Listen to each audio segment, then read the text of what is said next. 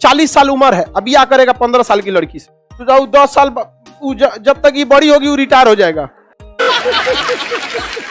तो नपुंसकता में चल जाएगा।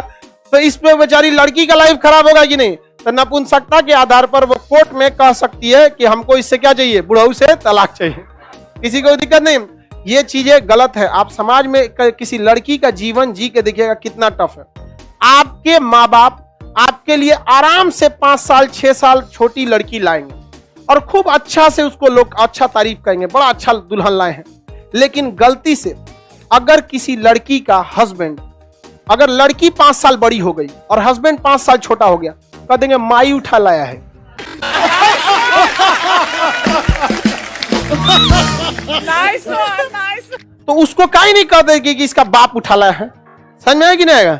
ये चीजों में काफी ज्यादा मतलब भेदभाव, समझ में आ गया। ये हमारे यहाँ पे इस चीज में धीरे धीरे सुधार हो रहा है। जैसे अभी लड़कियों के लिए शादी की उम्र 21 साल, समझ में आ गया कि नहीं। लेकिन इस पर कोई सॉलिड चीजें काम नहीं की गई, समझ में आ गया कि नहीं। 21 साल शादी की उम्र करने से कहीं ज्यादा बेहतर था आप कह देते कि शादी के लिए ग्रेजुएशन अनिवार्य है, समझ में आ गया। फिर वो अपना अधिकार लड़ के ले लेती, उसको नहीं बोलना पड़ा। अरे 21 साल में तो पीजी हो जाता है, तो आप 21 साल से अच्छा था कि आप कह देते पीजी अनिवार्य है। तो गरीब लोग कहते हैं हमारे पास पढ़ाने का पैसा नहीं है, तो आप फ्री भेज दीजिए, नहीं तो दिल्ली भेज दीजिए, एजुकेशन फ्री है कि नहीं। यहाँ पर तो महिलाओं के लिए हम तो कहते हैं पुरुष के लिए पढ़ना कंपलसरी हो ना हो, लेकिन महिलाओं के लिए बहुत जरूरी है पढ़ना वहां पर। क्योंकि अगर एक माँ पढ़ी लिखी है तो बच्चे को कभी बिगड़ने नहीं देगी। बाप को इतना फुर्सत कहाँ मिलता है।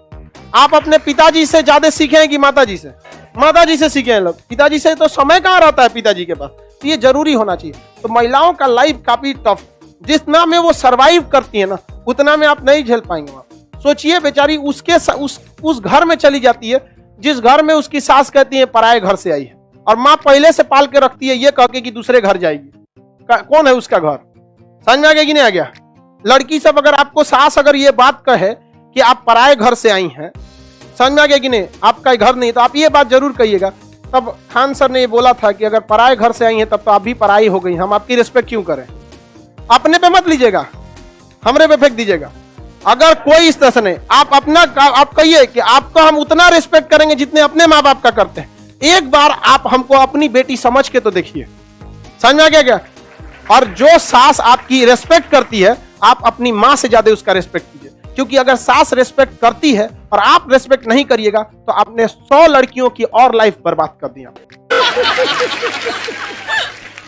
ये गलत बात है। एक लड़की ने क्या कहा था, बूढ़े होने पर माँ बाप जो होते हैं, काफी देखिए लड़का अपने आप को साबित करना चाहता है, लड़की अपने आप को साबित, दोनों में थोड़ी कमियां रहती हैं, इसको अंडरस्टैंडिंग होनी चाहिए। लेकिन समस्या क्या है, लड़कियों को एजुकेशन तो मिल जाता है बट सोशल एजुकेशन इनको नहीं मिल पाता है। आप समाज में घुल मिल के नहीं रहती हैं। आप समाज का वो चेहरा देखिए जो समाज आपको दिखाता है, लेकिन समाज का वो चेहरा आप नहीं देखिए जो समाज आपसे छुपाता है। क्योंकि कोई भी आता है प्रोफेशनली तो आपके सामने अच्छा ट्रीट करता है, लेकिन लड़कों ने उस समाज को भी देख रखा है जो दिखता है और उसे भी देख रखा है जो इनसे नहीं दिखता है, क्योंकि इनके साथ छल कपट समाज में हमेशा रहते हैं। तो ये समझदार हो चुके रहते हैं समाज के हिसाब से। आप नहीं ढली है समाज के हिसाब से। लड़कों से कोई मुस्कुरा के बात करेगा, अच्छा से कर देगा, समझ जाएगा झूठ बोल रहा है यहाँ पर। और लड़की लोग से 2-4 को बढ़िया बात कर देगा, इसको लगे बाप रे बाप अवतार लिया ही।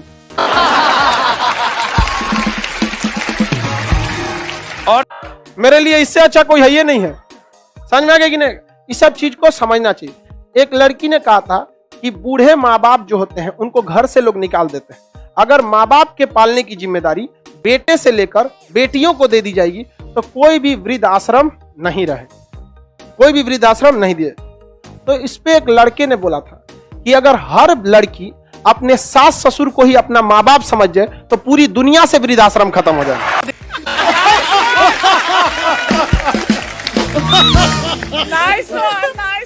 समझ में आ गया।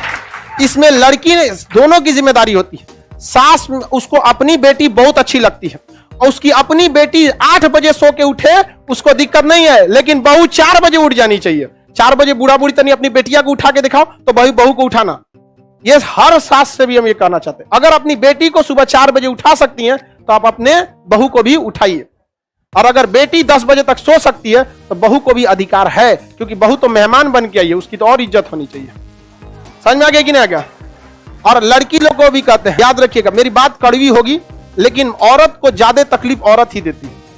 ये बात हमारी कड़वी लग सकती है लेकिन आप देखिएगा किसी औरत को उसको ससुर कम सताए होंगे, सास ज्यादा सता देती हो, या किसी माँ को उसका बेटा कम लेकिन बहू ज्यादा सता देती हो। तो इस चीज में ईगो मत रखिएगा। अगर सास कुछ बोल भी देना तो बड़े का गाली भी आशीर्वाद समझ के रख लेते हैं, अगर आपके परिवार का है तो। बाहर वालों के लिए नहीं कहते, लेकिन इन सब चीजों को समझिए, ये बहुत बड़ी विडंबना है। हम सरकार को भी एक बार कहना चाहते थे कि इतने देश में है, इतनी लड़कियों की शादी कम उम्र में कम से कम एक स्कूल का सिलेबस होना चाहिए, जिसमें कम ज्यादा नहीं 1 महीने का ही सिलेबस होना चाहिए, जिसमें लड़कियों को यह सिखाया जाए कि सास ससुर के साथ किस तरह से बिहेव करना चाहिए। अगर इस तरह से बिहेवियर आ गया कि नहीं ससुरा पागले कैटेगरी का है तो उसको कैसे हैंडल करना चाहिए। हमरा कोनो पागलों को दे दो ना, हम आराम से हैंडल कर देंगे। रीजन क्या, इतना ना ठोकर खाए हैं कि हमारे पैरों से अब ठोकरों को डर लगता है कि उखाड़ के फेंक देगा ये। लेकिन आप लोग ठोकर नहीं खाइए, आप नहीं संभाल पाती हैं किसी चीज को, तो ये चीजें भी होनी चाहिए। गवर्नमेंट इस पर ध्यान नहीं देती है, वरना परिवार बहुत अच्छा से रह सकता है। और आप लोग को भी कहते हैं, हमेशा आपको यह सिखाया गया है कि लड़के रोते नहीं हैं। एक बार यह भी सीखिएगा कि लड़के रुलाते नहीं हैं। समझ में आया ना? यहाँ पे लड़के अगर रोते नहीं है तो लड़कों को रुलाने का भी अधिकार नहीं है। और लड़की लोग को भी एक चीज कहेंगे, आप लोग के अंदर लड़कों को एक चीज कभी पसंद नहीं है, मुंह फुलाकर बैठ जाना। अगर स्कूल में ये सिलेबस रहता तो आपको ये पढ़ाया गया रहता। लड़का हर उस लड़की का बर्दाश्त कर सकता है जो उसे मुंह ना फुलाए। 2 मिनट 5 मिनट बस, 5 मिनट से ज्यादा हुआ उसका सबर का बांध टूट जाता है। लड़का कभी मुंह फुला के नहीं बैठेगा। आप अपने भाई को देख लीजिएगा, मार देगा आपको, फिर शाम को बोलेगा नाश्ता लाओ, लेकिन आप ले जाकर ना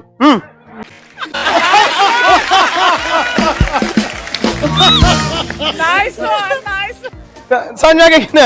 आपने बोल दिया अपने से, आप उसको मार लीजिए 2 लाठी, वो आपको माफ कर देगा, आपको नहीं बोल, लेकिन गुस्सा मुंह मत फुलाना। ये लड़कों को नहीं। आप लड़का लोग बताओ, आपको 2 लाठी पिटाना पसंद है कि मुंह फुलाना? ये करा 5 लाठी।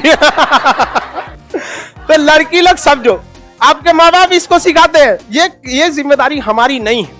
लेकिन फिर भी हम कहते हैं कि चलो, हम लोग के जो शिक्षक थे आज भी उनको रियल में जो बोला जाता है भगवान, क्योंकि उन्होंने जो पढ़ाया वो एग्जाम में तो काम आया ही, अब जीवन में भी बहुत काम आया। शायद हम उस बहुत खुशनसीब हैं जो हमें शिक्षक बहुत बेहतरीन मिले थे, इतना बेहतरीन शिक्षा दिया, आज भी काम आता है वहां पे। तो हम कोशिश करते हैं कि आप लोग को भी दिया जाए, आप लोग को उतना शिक्षा। तो लड़की लोग इस चीज को समझ में आ गया कि नहीं आएगा। और अपने घर के रिश्ते में जो अपना रिश्ता होता है उसके में जितना झुक के रहिएगा उतना आप आगे जाइएगा। जैसे सपोज कीजिए कि हम किसी क्लास में 1 घंटा लेट आ गए तो हम अकड़ जाएंगे, हमारा क्लास है, क्या हो गया, लेट हो सकते हैं। आपके मन में थोड़ा खराब लगे। जिस दिन हम 1 घंटा लेट आए, अगर आपसे विनम्र कर दे कि आपसे हम क्षमा चाहते हैं, 1 घंटा लेट हो गया, क्या आप हमसे गुस्सा होइएगा? तो जहां आपका रिलेशन होता है वहां झुकिए, जितना झुकेंगे आप उतना ऊपर उठेंगे, अकड़िएगा नहीं। यहाँ पर जिस दिन हमसे लेट हो जाता है हम सहजता से आपसे माफी मांग लेते हैं कि आज हम आपसे क्लास नहीं ले पाएंगे, सहजता से, क्योंकि हमें पता है कि आप हमारे अपने हैं। जिस दिन हम अकड़ने लगेंगे आप ये समझिएगा कि हम आपको अपना मानना छोड़ दिए। डिसिप्लिन अलग चीज है कि गलती करिएगा तो डांटना पड़ेगा, वो एक डिसिप्लिनरी चीज होती है, वो जरूरी होती है। लाइव सब लोग को ये बात कहते हैं, लेकिन आप लोग इसको समझिए, ये माँ बाप की जिम्मेदारी होती है। लेकिन गवर्नमेंट को भी सोचना चाहिए कि लड़कियां हैं, देश का हिस्सा है, इनको अच्छे से सिखा दिया जाएगा तो आगे बढ़ जाएंगे। समझा कि गुस्सा होगी ना किसी से, आप 5 मिनट के लिए बस मुंह फुला लेना। किसी से इतना ही नाराज हुई है कि उसको आपकी कमी का एहसास हो, इतना नाराज मत होइए कि आपके बगैर जीना सीख ले। चल अब तुम लोग यहाँ पढ़ाई कर, सब देखो कचरा क्या कर रहा है सर।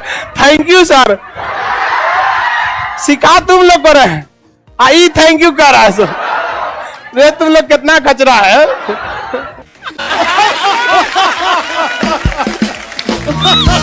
Nice one, nice. एगो लड़की करिए सर, दिन भर क्लास लीजिए। किस्तों में आपको धीरे धीरे समझा देंगे। लड़की लोग को कभी कभी बोलते हैं ना, बुरा मान जाती है, ऐसा नहीं है बाबू। आप जिस दिन आप लोग बड़ी होइएगा ना, जब जीवन में कभी फंसिएगा और ये शिक्षा काम आएगा तो याद आएगा कि कोई टीचर थे जो टीचर की तरह नहीं, एक मरखा भाई की तरह आपसे झगड़ा करते थे। समझ में आया कि नहीं? लेकिन हमारा यही कोशिश रहता है कि आप कभी भी रहिए, जहां रहिए खुश रहिए। आप लोग जीवन में किताबी नॉलेज बहुत ज्यादा काम नहीं आएगा, एग्जाम के बाद आपका व्यवहारिक नॉलेज काम है। समझ में आएगी नहीं आएगा? और लड़का से भी कहेंगे, पर्सनल रिलेशन में हमेशा आप झुक के रहिए, जितना झुक के रहेंगे लोग आपको उतना ऊपर बैठा के रखें। अकड़िएगा तो पर्सनल रिलेशन ही नहीं रह जाता। समझ में आ गया कि नहीं आ गया? सास डांट देगी तो तुम लोग क्या लड़ जाएगी? आराम से कर दीजिए, गलती हो गया, हमारा घर नहीं, धीरे धीरे सीख जाएंगे आप। वो बेचारी खुदे रोने लगेगी, यार कितना सीधा मिली हमको। उसके पास भी हृदय होता है कि नहीं? अकड़ जाएगा, अपने बेटिया को नहीं देख रहे, हमरे को कहेंगे।